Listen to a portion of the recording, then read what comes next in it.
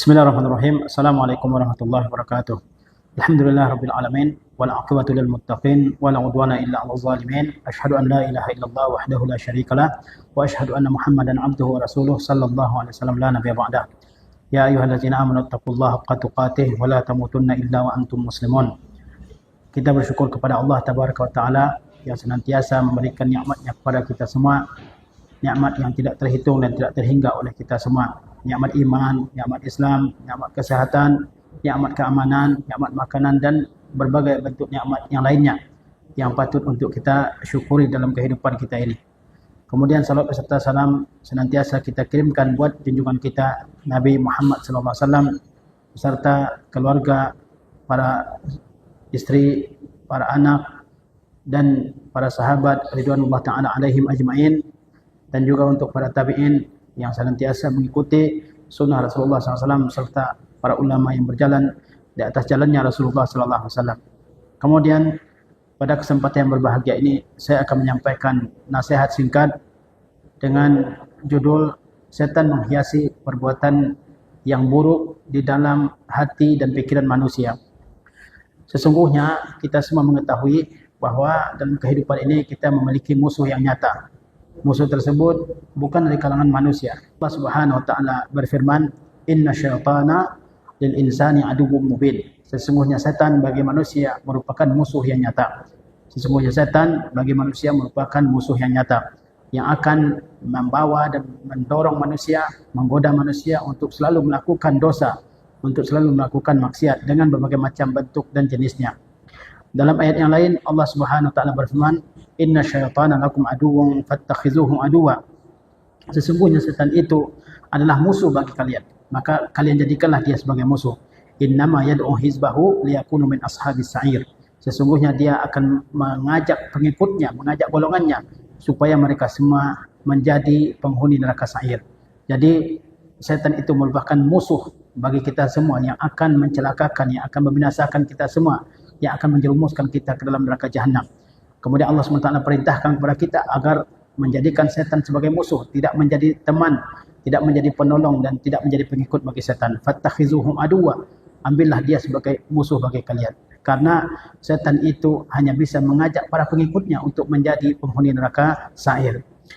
Kita mengetahui bahwa setan dikeluarkan oleh Allah Azza wa Jalla dari surga yang penuh dengan kenikmatan ke atas muka bumi ini, dan setan tidak mempunyai pekerjaan kecuali satu, yaitu menyesatkan dan menjerumuskan manusia ke dalam lubang kehancuran. Itu adalah tugas setan. Ya, dia memiliki rasa hasad, rasa dengki yang sangat tinggi kepada nenek moyang manusia, yaitu Nabi Adam alaihissalam. Dia sangat benci kepada Adam. Dia tidak hanya benci kepada Adam, tapi dia juga benci kepada anak keturunan Nabi Adam alaihissalam.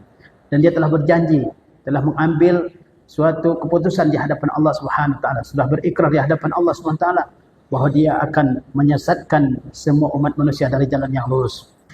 Ketika setan telah diturunkan ke atas muka bumi, maka tidak ada pekerjaan, tidak ada kegiatan, tidak ada aktivitas bagi setan kecuali hanya satu, yaitu berupaya untuk menyesatkan manusia. Segala tenaga, segala pikirannya dicurahkan untuk menyesatkan manusia dari jalan Allah Subhanahu wa taala yang lurus, supaya manusia ini menjadi temannya kelak di neraka jahanam. Oleh sebab itu setan memakai berbagai macam cara, memakai berbagai macam trik, berbagai macam langkah-langkah untuk menyesatkan manusia. Di antara langkah yang dipakai oleh setan dalam menyesatkan manusia adalah at-tazyin. Apa itu at-tazyin? At-tazyin itu adalah menjadikan perbuatan maksiat, perbuatan dosa menjadi indah di mata manusia. Ini adalah salah satu langkah setan. Perbuatan-perbuatan yang dosa, perbuatan-perbuatan yang buruk, yang merupakan pelanggaran terhadap agama Allah Subhanahu wa taala, namun setan jadikan perbuatan tersebut menjadi indah dalam pikiran sebagian manusia, dalam otak dan akal sebagian manusia. Itu disebut dengan at-tazyin, yang menghiasi perbuatan yang buruk menjadi indah di mata manusia. Setan telah bersumpah di hadapan Allah Subhanahu wa taala. Kata setan, qala rabbi bima aghwaytani. Setan berkata, wahai Rabbku, karena engkau telah menyesatkan aku, la uzayyinanna lahum fil ardh. Maka aku benar-benar akan menghiasi perbuatan buruk bagi manusia di muka bumi ini. Wala ughwiyannahum ajma'in, dan aku benar-benar akan menyesatkan mereka dari jalan yang lurus. Syaitan mengatakan kepada Allah, wahai Allah, engkau telah menyebabkan aku tersesat jalannya, ya, maka aku akan menghiasi perbuatan-perbuatan buruk bagi umat manusia di muka bumi, dan aku benar-benar akan menyesatkan mereka semua. Ini adalah janji iblis, janji setan kepada Allah SWT.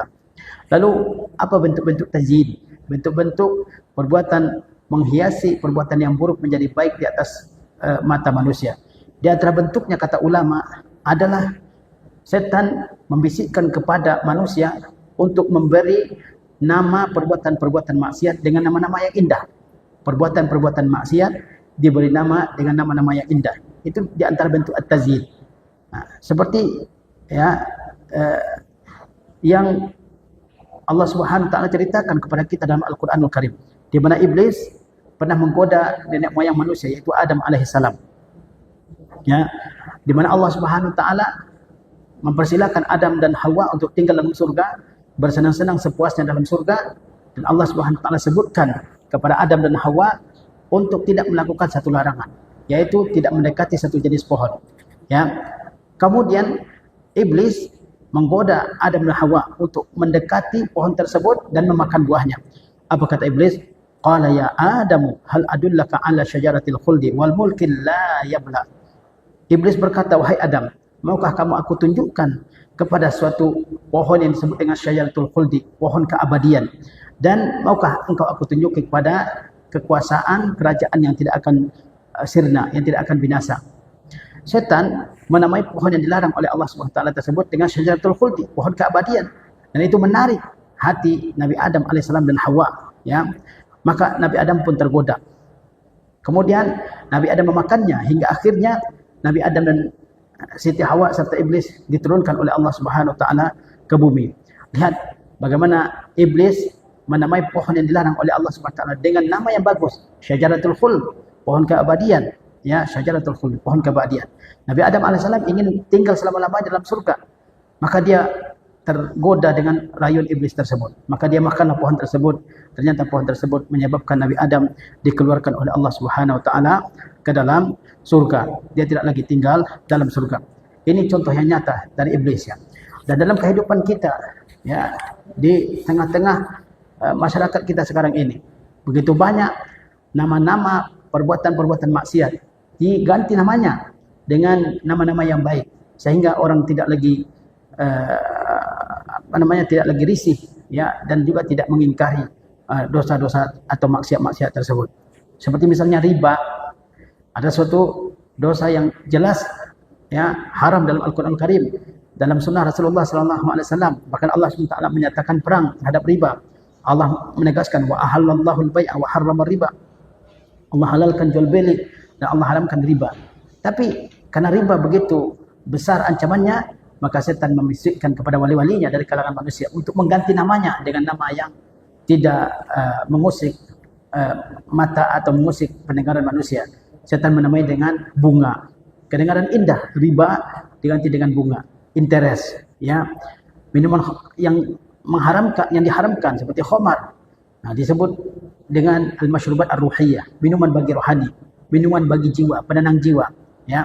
Nama-nama yang jelek, perbuatan-perbuatan yang jelek dengan nama-nama yang jelek diganti namanya dengan nama-nama yang baik. Seperti korupsi, ya, mencuri harta disebut dengan gratifikasi dan seterusnya. Nah, hal-hal seperti ini merupakan bisikan dari setan, di mana dia menghiasi perbuatan-perbuatan maksiat, mengganti namanya dengan nama-nama yang baik, sehingga manusia akhirnya melegalkan dan menerima maksiat tersebut. Hati-hati kita, ya, dengan hal seperti ini. Setan mempunyai 1000 langkah, 1000 cara, bahkan lebih untuk menyesatkan manusia. Di antaranya adalah at-tazyin, perbuatan yang buruk diganti namanya dengan perbuatan-perbuatan yang baik, diganti namanya dengan nama-nama yang baik, sehingga manusia pun akhirnya tidak mengingkarinya.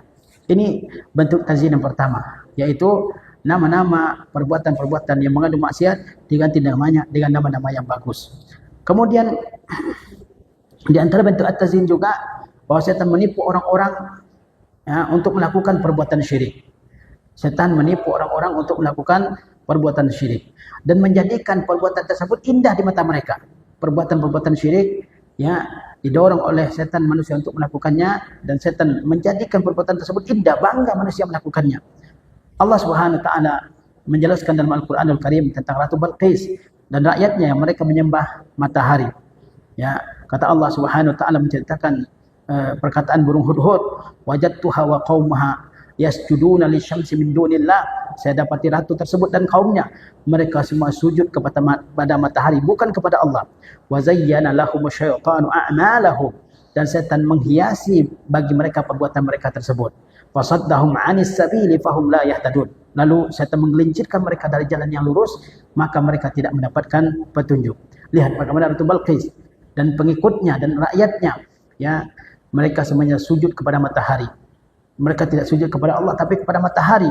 Dan setan menjadikan perbuatan tersebut indah di mata mereka. Setan menjadikan perbuatan sujud kepada matahari tersebut perbuatan syirik, dijadikan oleh setan di mata dan pikir mereka merupakan perbuatan yang indah. Nah, setan menggelincirkan mereka dari jalan Allah Subhanahu wa taala sehingga mereka tidak mendapatkan petunjuk dari Allah Subhanahu wa taala. Mereka menyembah matahari. Ya, mereka menganggap matahari itu adalah sumber kehidupan, sumber kehangatan, sumber cahaya, sumber penerangan, ya. Memberikan begitu banyak manfaat dalam kehidupan ini, sehingga akhirnya mereka pun menyembah matahari.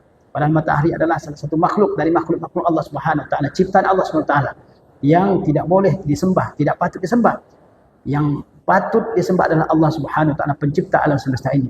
Tapi karena ada, ya, syubhat yang dilontarkan oleh iblis ke dalam akal pikiran mereka, mereka pun akhirnya menyembah matahari. Kita lihat, ya, di sebuah negara yang memiliki penduduk yang sangat banyak, rata-rata mereka menyembah sapi. Ya, setan menjadikan dalam hati mereka perbuatan seperti itu adalah suatu kebanggaan bagi mereka, dan mereka senang, bangga dengan perbuatan tersebut. Mereka menyembah sapi. Bahkan mereka mengatakan bahwa menyembah sapi itu, ya, lebih mulia daripada berkhidmat kepada ibu kita sendiri, ibu kandung kita. Kenapa? Ibu kandung kita, dia menyusui kita, merawat kita, mengasihi kita, kemudian juga mendidik kita di waktu kecil. Dia ingin pamrih. Ketika kita sudah dewasa, dia ingin pamrih. Dia ingin menuntut jasa-jasa yang telah diberikannya kepada kita. Tapi beda dengan sapi. Sapi diberikan sedikit rumput setiap hari. Dia akan memberikan susu yang segar setiap pagi kepada kita. Oleh sebab itu, menyembah sapi lebih baik daripada berkhidmat kepada ibu kita sendiri. Itu subhat yang dilontarkan oleh, ya, setan ke dalam akal sebagian manusia, di mana, ya, berkhidmat kepada sapi, menyembah sapi lebih baik daripada berkhidmat dan berbakti kepada kedua orang tua. Ya. Kemudian juga misalnya setan yang menghiasi dalam diri sebagian manusia bahwa meminta kepada orang yang telah meninggal dunia itu adalah suatu hal yang dibenarkan dalam syariat agama kita ini, agama Islam. Padahal kalau kita minta langsung kepada Allah Subhanahu wa taala. Tapi setan bisikkan ke dalam diri sebagian manusia bahwa kalau kita berdoa tidak mungkin Allah kabulkan kalau tidak melalui perantara orang-orang yang telah meninggal dunia. Padahal orang yang telah meninggal dunia itulah yang sepatutnya untuk kita doakan. Padahal sepatutnya orang yang telah meninggal dunia itulah yang patut untuk kita doakan kepada Allah Subhanahu wa taala agar Allah limpahkan rahmatnya kepadanya. Tapi setan membisikkan ke dalam diri sebagian manusia. Apa yang dibisikkan oleh setan? Bahwa doa-doa kalian tidak akan dikabulkan oleh Allah Subhanahu wa taala kecuali dengan perantaraan orang-orang yang telah mati tersebut, dari kalangan wali-wali, dari kalangan orang-orang soleh. Mereka punya kedudukan, punya posisi di sisi Allah Subhanahu wa taala. Mereka akan mengantarkan doa-doa kalian kepada Allah Subhanahu wa taala. Dan kalau tidak menyebut nama mereka dalam doa, Allah tidak akan kabulkan doa kalian. Itu dibisikkan dan dijadikan indah oleh setan dalam diri sebagian manusia. Dan kita lihat hal tersebut dalam kehidupan kita di dunia ini.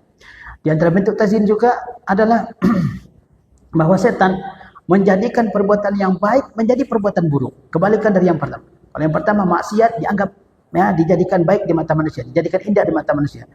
Yang ini, yang ketiga adalah perbuatan-perbuatan yang baik dijadikan buruk di mata manusia. Itu juga langkah setan. Ya, sebagaimana Allah Subhanahu wa taala berfirman tentang iblis atau tentang setan, kata Allah Subhanahu wa taala, "Asyaitanu ya'idukumul faqra." Setan itu menakut-nakuti kalian dengan kefakiran. Kalau kita berinfak, setan menakut-nakuti, jangan infak, nanti kalian fakir. Wa ya'murukum bil fahsya, setan juga menyuruh kalian untuk melakukan perbuatan-perbuatan keji. Wallahu ya'idukum maghfiratan minhu wa fadla, sedangkan Allah menjanjikan ampunan dan karunia dari sisinya. Wallahu wasi'un alim, Allah Maha luas ilmunya dan Maha mengetahui. Kalau seseorang mau berinfak, mau bersedekah, mau berderma, maka setan bisikkan ke dalam hatinya, jangan. Ya, nanti kamu jatuh miskin. Nanti kamu nggak punya uang. Nanti kamu nggak punya kekayaan. Nanti kamu nggak punya rumah lagi. Ya, nanti harta kamu habis kalau kamu sedekah terus. Nanti ya anakmu tidak bisa sekolah, istrimu nggak bisa ya belanja. Rumah tanggamu akan hancur kalau kamu banyak bersedekah. Dibisikkan oleh setan. Sehingga perbuatan yang baik, bersedekah, berinfak, berderma, suatu perbuatan yang baik, akhirnya menjadi perbuatan yang dienggani oleh manusia untuk melakukannya. Menjadi perbuatan yang tidak disenangi oleh manusia untuk melakukannya. Itu adalah langkah setan.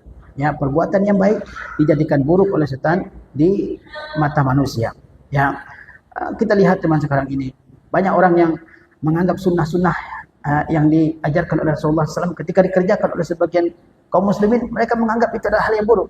Memelihara ya janggut, memendekkan celana di atas mata kaki, rajin ke masjid. Dikatakan jangan terlalu rajin ke masjid, nanti kamu nggak punya teman. Ya, kamu jangan terlalu kuat memegang sunnah Rasulullah SAW. Nanti kamu dijauhi oleh masyarakat dan seterusnya. Itu adalah bisikan-bisikan setan ke dalam diri manusia. Kemudian juga di antara bentuk tazyinus syaitan, yaitu setan menghiasi dalam diri manusia perbuatan yang buruk adalah bahwa orang yang sudah ketagihan terhadap suatu bentuk dosa atau orang yang sudah ketagihan terhadap berbagai bentuk dosa, dia tidak lagi merasakan kenikmatan melakukan dosa tersebut. Dia tidak lagi merasakan kesenangan melakukan dosa tersebut. Namun dia tidak bisa menghentikannya. Itu juga terbentuk tazyin, bentuk tazyin. Ya, banyak ya orang-orang yang dia sebenarnya sudah tidak merasakan nikmat melakukan maksiat tersebut, tapi dia tidak bisa melepaskan diri dari maksiat tersebut.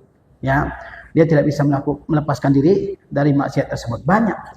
Sehingga Ibnu Jauzi rahimahullah mengatakan di antara bentuk ya hukuman terhadap dosa adalah dia tidak lagi merasakan nikmat melakukan dosa tersebut, namun dia tidak bisa melepaskannya. Dia sudah ketagihan.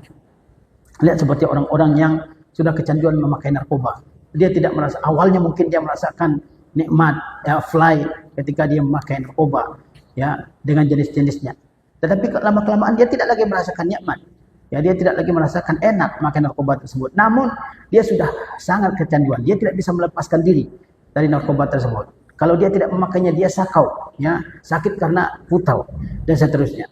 Begitu juga misalnya orang yang mengkonsumsi minuman-minuman keras, miras, ya.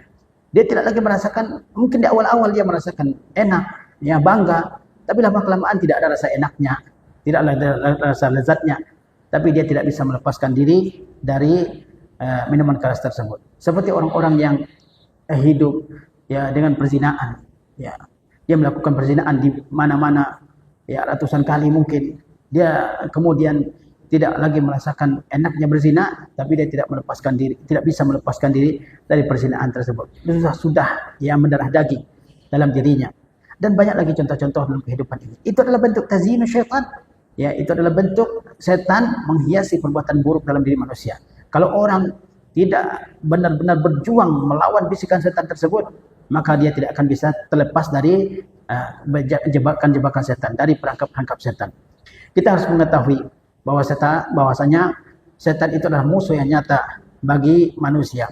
Setan telah berjanji akan menyesatkan manusia dari jalan yang lurus di hadapan Allah Subhanahu wa taala. Ya, siapa target setan untuk disesatkan? Targetnya adalah semua umat manusia. Semua umat manusia. Tanpa terkecuali semuanya jadi target untuk disesatkan oleh setan. Allah Subhanahu wa taala sebutkan dalam beberapa ayat Al-Qur'anul Karim tentang hal tersebut. Di antaranya Allah berfirman, "Qala fa bima aghwaytani la aqudanna lahum siratal mustaqim."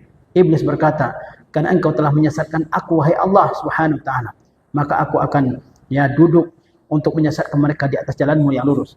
Aku akan menyesatkan mereka manusia dari jalanmu yang lurus. Summal atiyannahum min baini aydihim wa min khalfihim." Kemudian aku akan datangi mereka dari depan mereka, dari belakang mereka, wa an aymanihim wa an syama'ilihim, dari kanan mereka, dari kiri mereka. Wala tajidu aktsarahum syakirin. Dan engkau tidak akan mendapati kebanyakan mereka menjadi hamba-hamba yang bersyukur. Jadi setan telah berjanji kepada Allah Subhanahu wa taala bahwa dia akan menggelincirkan manusia ini dari jalan Allah Subhanahu wa taala yang lurus. Dia akan menyesatkan manusia dari depan, dari belakang, dari kanan, dari kiri. Ya. Kemudian dia menegaskan bahwa kebanyakan manusia tidak akan menjadi hamba-hamba yang bersyukur kepada Allah Subhanahu wa taala. Dalam ayat yang lain Allah Subhanahu wa taala berfirman, ya, menceritakan tentang iblis, qala ara'aitaka allazi karramta alai la in akhartani ila yaumil qiyamah la ahtanikanna zurriyatahu illa qalila. Dia berkata, ya, kata iblis kepada Allah Subhanahu wa taala, karena engkau telah, ya, mengetahui orang yang telah engkau muliakan atasku, yaitu Adam alaihissalam.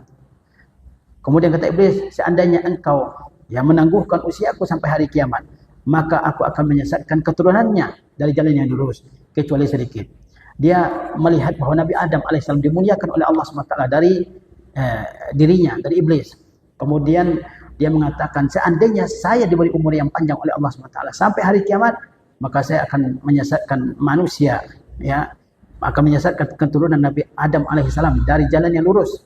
Hanya sedikit yang bisa selamat dari tipu daya setan tersebut. Ya, dan benar bahwa kebanyakan manusia mengikuti jalan setan. Ya. Dan sangat sedikit di antara manusia yang kemudian bersyukur kepada Allah Subhanahu wa taala. Kata Allah Subhanahu wa taala, wa qalilum min ibadiyasy syakur, dan sangat sedikit di antara hambaku yang berterima kasih kepada Allah Subhanahu wa taala. Kebanyakannya mereka kufur kepada Allah Subhanahu wa taala. Kebanyakan mereka larut, ya, dan kebanyakan mereka mengikuti bisikan-bisikan dan langkah-langkah setan. Ya. Setan dia mempunyai begitu banyak trik, begitu banyak langkah, begitu banyak cara dalam menyesatkan manusia. Dia sudah berpengalaman ribuan tahun. Dia sudah memiliki keahlian ribuan tahun menyesatkan manusia. Di antaranya tadi at-tazyin, yaitu menghiasi perbuatan buruk menjadi baik di mata manusia. Ya. Dan dia, ya, memiliki begitu banyak pengetahuan untuk menyesatkan manusia. Dan dia juga mengetahui di mana titik lemahnya manusia. Si fulan mungkin bisa digoda dengan harta sehingga dia tenggelam di sana, hancur di sana. Si fulan bisa digoda dengan wanita. Si fulan bisa digoda, disesatkan dengan pangkat dan jabatan. Si fulan bisa digoda, digelincirkan dengan ucapannya, dengan kesombongannya dan seterusnya. Lalu bagaimana supaya kita selamat dari tipu daya setan, dari makar setan? Allah Subhanahu wa taala berfirman, qala fa bi izzatika la ughwiyannahum ajma'in illa ibadaka minhumul mukhlasin. Kata Allah menceritakan tentang iblis. Kata iblis, wahai Rabbku, demi kemuliaanmu saya akan menyesatkan mereka semua kecuali hamba-hamba engkau di antara mereka yang diselamatkan, al-mukhlasin.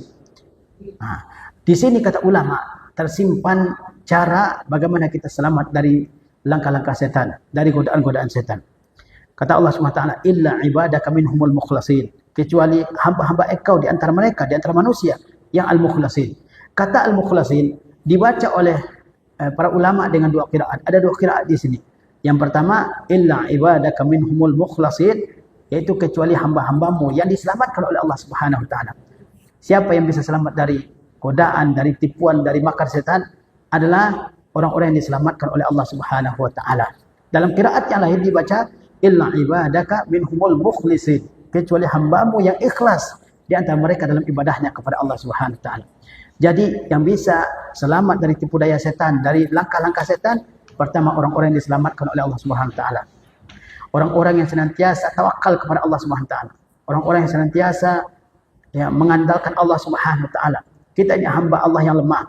Hamba Allah yang penuh dengan ketidakberdayaan dalam menghadapi langkah setan. Oleh sebab itu, kita senantiasa memohon kepada Allah Subhanahu wa taala agar kita semua diselamatkan oleh Allah Subhanahu wa taala dari godaan setan.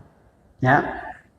Kata Allah Subhanahu wa taala, innal ladzina taqaw idza massahum ta'ifun minasyaitani tazakkaru fa idza hum mubsirun. Sesungguhnya orang-orang yang bertakwa, jika mereka, ya, dihinggapi oleh waswas dari setan, maka mereka ingat akan Allah Subhanahu wa taala dan tiba-tiba mereka adalah hamba-hamba Allah yang telah sadar. Lihat bagaimana orang-orang yang diselamatkan oleh Allah Subhanahu wa taala al-mukhlasin. Mereka yang disebut oleh Allah Subhanahu wa taala ketika ada godaan, bisikan dari setan untuk melakukan suatu perbuatan maksiat, tazakkaru, mereka segera ingat. Ya, mereka ingat akan kebesaran Allah Subhanahu wa taala. Mereka ingat akan surga yang telah dijanjikan oleh Allah bagi orang yang bertakwa. Mereka ingat akan begitu dahsyatnya neraka. Mereka ingat semuanya. Ya, banyak kasus-kasus dalam kehidupan kita ini. Ketika seorang hamba ingin melakukan suatu perbuatan maksiat, dia ingat akan Allah Subhanahu wa taala. Dia ingat Allah melihatnya, Allah memantaunya, Allah mengawasinya. Dia ingat akan surga Allah Subhanahu wa taala yang dijanjikan bagi orang yang bertakwa kepada Allah Subhanahu wa taala. Dia ingat akan ancaman neraka. sehingga dia menghentikan maksiat tersebut. Ini yang pertama, al-mukhlasin, orang-orang yang diselamatkan oleh Allah Subhanahu wa taala. Maka kita memohon kepada Allah agar kita semua menjadi orang-orang yang diselamatkan oleh Allah dari godaan syaitan. Ya. Kemudian yang kedua, agar diselamatkan oleh Allah dari godaan syaitan adalah orang-orang yang ikhlas. Tadi bacaan ayatnya adalah illa ibadaka minhumul mukhlasin yang pertama, yang kedua illa ibadaka minhumul mukhlisin, kecuali hamba-hambamu yang ikhlas di antara mereka. Orang-orang yang ikhlas dalam ibadahnya kepada Allah Subhanahu wa taala. Maka setan lebih jauh dari mereka untuk menyesatkannya. Ya, setan lebih jauh dari mereka, sulit bagi setan untuk menyesatkan mereka. Oleh sebab itu kita mesti ikhlas dalam setiap ibadah yang kita lakukan, dalam syahadatain, dalam solat, dalam zakat, dalam puasa, dalam haji, dalam tilawah Al-Quran, dalam qaulul, dalam mengucapkan ucapan-ucapan, dalam sedekah dan dalam segala amal yang kita lakukan. Kita berupaya ikhlas. Ikhlas itu adalah mengikhlaskan segala bentuk ibadah hanya kepada Allah Subhanahu wa taala. Mempersembahkan segala bentuk ibadah hanya kepada Allah Subhanahu wa taala. Jangan sampai kita riya dalam ibadah, jangan sampai kita sum'ah, jangan sampai kita ya hubbul madh, yaitu suka dipuji oleh orang ketika melakukan suatu ibadah. Tapi beribadahlah semata-mata mencari keridhaan dan ridha dari Allah Subhanahu wa taala. Kalau kita beribadah dengan ikhlas, maka insya-Allah kita menjadi hamba-hamba yang dijauhkan oleh Allah dari tipu daya setan. Barangkali itu yang bisa kita sampaikan dalam kesempatan yang berbahagia ini. Mudah-mudahan Allah Subhanahu wa taala menjadikan kita sebagai hamba yang selamat, dan mudah-mudahan Allah Subhanahu wa taala menjadikan kita hamba-hamba yang ikhlas, dan mudah-mudahan Allah Subhanahu wa taala menjadikan kita hamba-hamba yang sadar akan bahaya dan tipu daya setan. Wassalamualaikum warahmatullahi wabarakatuh.